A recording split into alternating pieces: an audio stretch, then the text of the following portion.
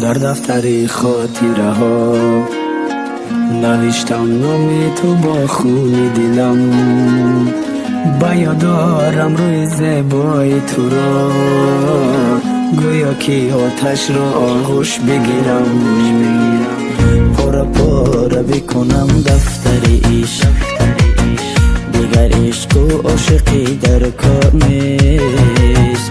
اگر که من بودم عاشق تو، در دنیا یگان کسی دلدار نیست.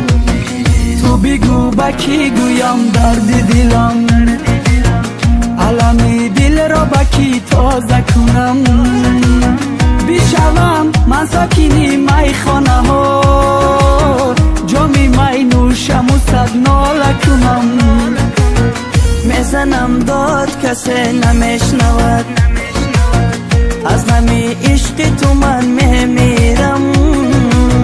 تو بدان بعد مرگ در روز جزا، قصاص خود زی تو من میگیرم.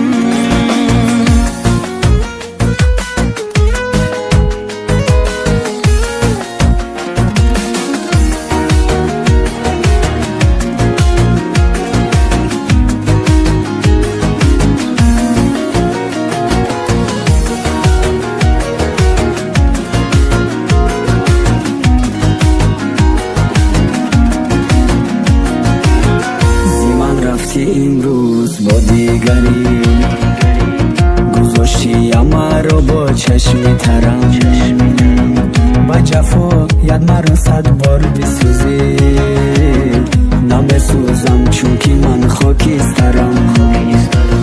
این سوزش ها روز آروم میگیرد، باور کن تو را فراموش میکنم، در غمی من تو صد بار بسوزی، آتشی قلبی تو خاموش نکنم.